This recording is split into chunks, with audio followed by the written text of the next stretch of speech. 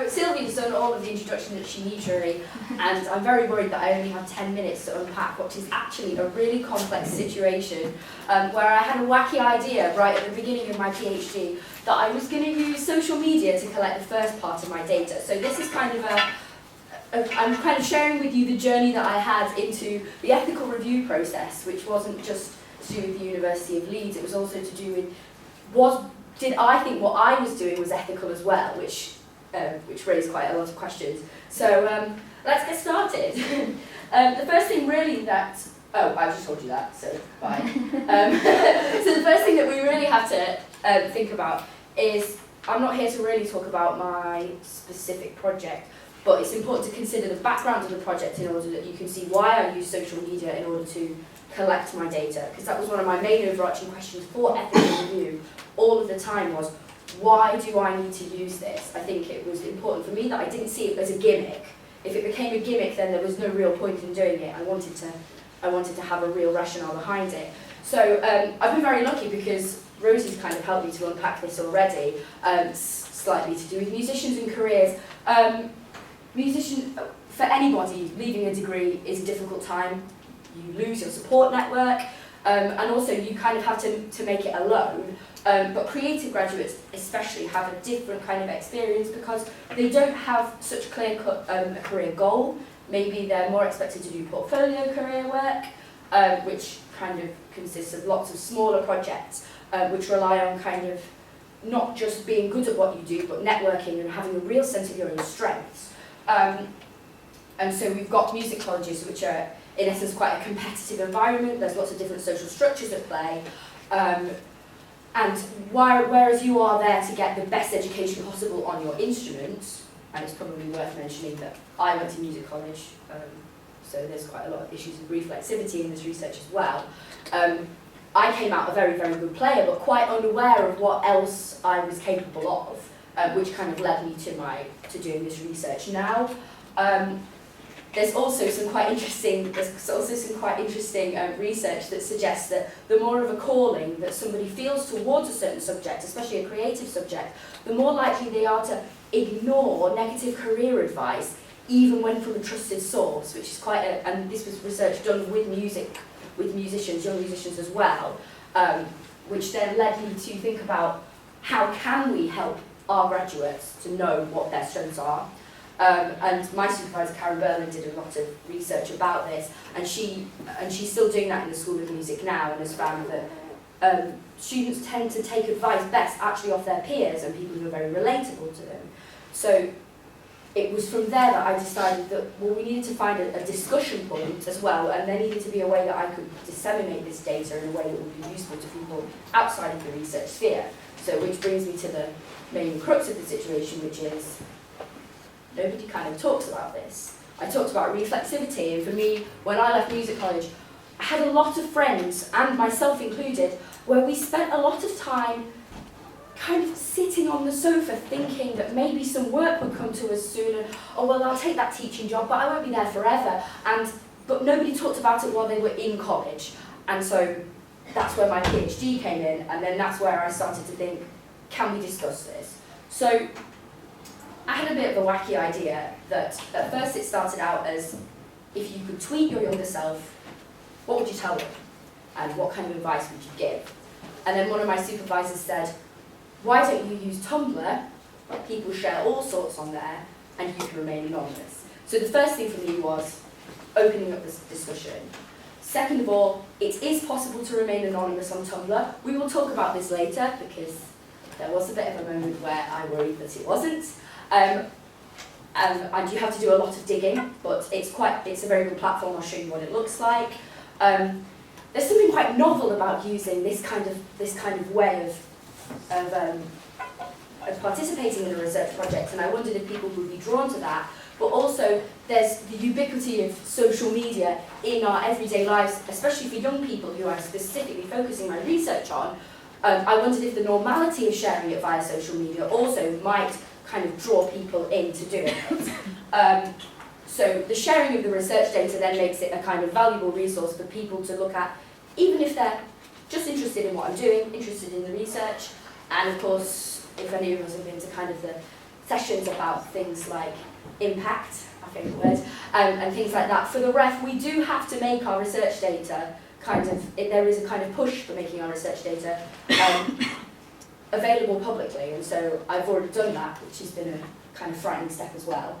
And I feel like I should mention that I've got all this rich quantitative data, and the first part of it, I've not had to transcribe it because it's already been written, and there's no of those hums and ums and ahs, it's just all gone. It's lovely, but there's other issues with that, which we'll also talk about later, and I've got some questions about as well. So ethics, University of Leeds don't have an ethical framework. This was a really big deal to me. It meant that I did look at quite a lot of BPS guidelines, and they've got, their overarching question is the same as mine. Make sure that you're doing it for the right reason. You're using social media because it is going to help you. University of Nottingham and University of Newcastle both had some really good resources as well that I found myself using instead. How do you obtain informed consent of somebody who is posting something on a social media site?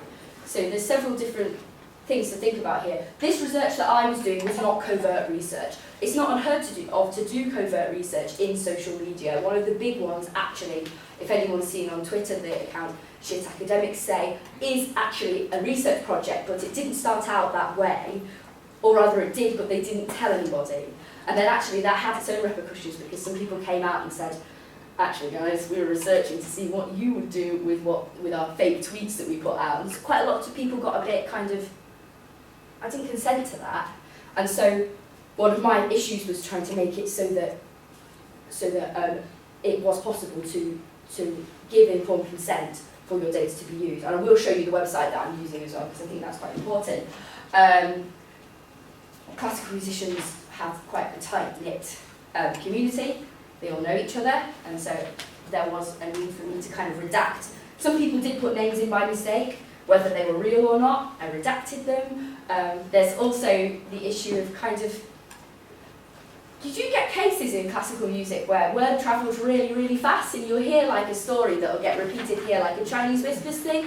And so if someone then makes reference to that, then people can start to think, oh, well, maybe I know who that is after all. So there was an issue as well where I've thankfully not had to redact very much from anybody's, but that has always been on my mind, and that was a part of the ethical review process when I applied for it. So this is the site. I'm going to show you, probably best if I just show you how it looks on screen.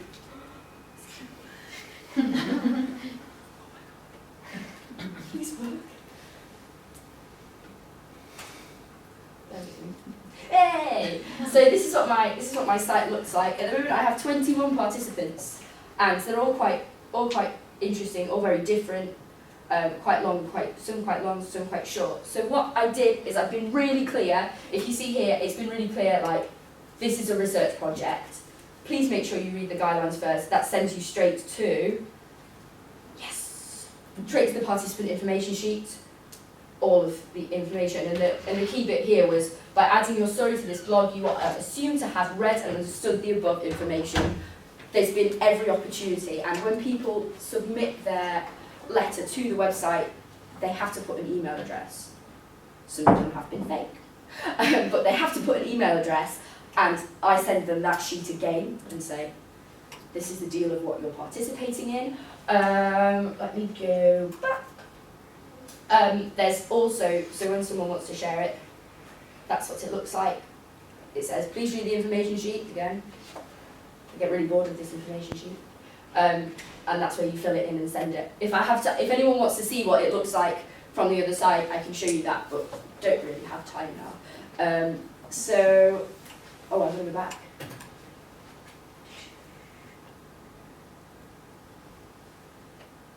So for me, the real key thing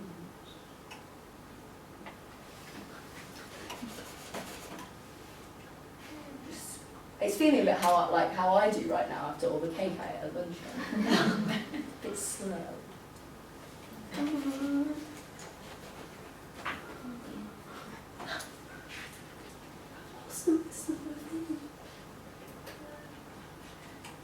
Yes! So here are my ethical dilemmas. I have actually had a few situations, including one that I added on just basically at the end of last week, which some people had to listen to me gripe about quite a lot. So there have been a few. There's a few, if you do read the website, there are a few that are quite distinct, and I have had quite a few people, because naturally the first part of my wave of recruitment actually was going to friends and saying, do you want to write for my project? Your anonymity will be protected. So for that reason, there are a lot of people on there who do know each other, who have written. And so I have had some people say, I know you're not meant to tell me, but is that him? Is that him that put that? I know it's him. And it's really hard to be like, I don't know what you're talking about. So I've had that first thing. Some people have waived their right to anonymity totally by writing their letter and then just posting on Twitter. Hey, guess what, Greg? Read what I've written, which is fine, but then it makes you worried that I don't want to turn other participants off if they think that that sets a precedent that they have to then reveal themselves as well. So that's proved an issue. Some of them haven't quite followed the question. I said, what would you have told yourself when you graduated? I had one that's like written like a letter. Dear Kate, it's really nice to read about the research. And actually I've redacted some of it and still put it up because I think everything's important actually, and it's still got some quite good points in there. I'm using Facebook and Twitter to promote it, which again, it's a bit like the waiving the anonymity thing. Lots of people still have put on Facebook and Twitter or shared their story that they've written, so everyone knows who it is. So I've had to be very careful with that, and I've tried to maintain quite a faceless presence on Facebook and Twitter because of it. It's called Letters to My Own Self. It's not got me on it at all, because I don't want people to feel like I'm spying on them, which has been a bit of a thing as well. It's been I worried that I was going to get prank responses. I haven't so far. I feel like I'm quite well placed within this research area because I went to music college. I think I could probably weed out one that wasn't credible, but actually so far nobody's really wanted to do that. Maybe it's because I've not got actually that higher rating on Tumblr itself. It's a bit of a funny place. I've not really worked out how it works as a community yet.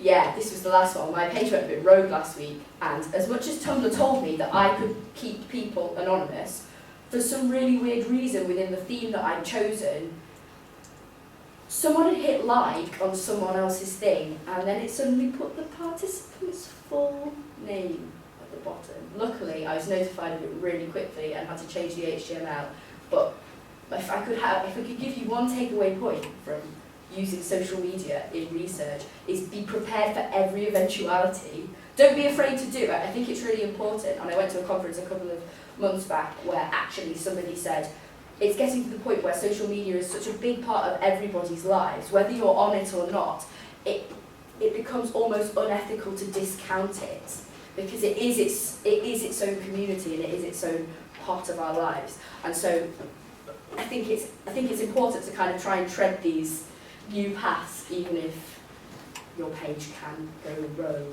And so my next aims for my research, this really nice quote that I really liked, I think sums up quite a lot. And I read this just to make myself feel better about any area of life. You'll think about changing careers, don't. So the next kind of stuff really is, I'm in the process of writing the first part up for a journal. Unfortunately, there's about 3 journals in there so far, so I need to find one point, which is difficult. Some people have already said that they're happy to come for semi-structured interviews, and I think for the first part of that, I am going to be asking people how they underwent the process of writing the letter, because so far people have talked to me about that. It's been really interesting. And then I've got some questions about how do I deal with what is, I'm going to press the button again to show you some of the data, but I don't think I trust it. How do I deal with what actually is some really creative writing that I've received that's not an interview? And now I'm thinking of Anna's keynote this morning and how dead am I as a researcher here? Because I kind of wound it up and watched it go, but what people have written, I've kind of not interfered with that. Quite a lot of people who have written for me have wanted to talk about it to me and have said, oh, well, I drafted it 3 times before I posted it online. or I didn't write it too long because, well, I wanted people to read it and find it informative. And how do I deal with that data where it's not just them talking about their experiences, it's them creating something? So I'm wondering if anyone knows anything about kind of analysis of that kind of data as opposed to interview data. I'd be really interested. But otherwise, if anyone has any questions, please ask. Okay, thank you.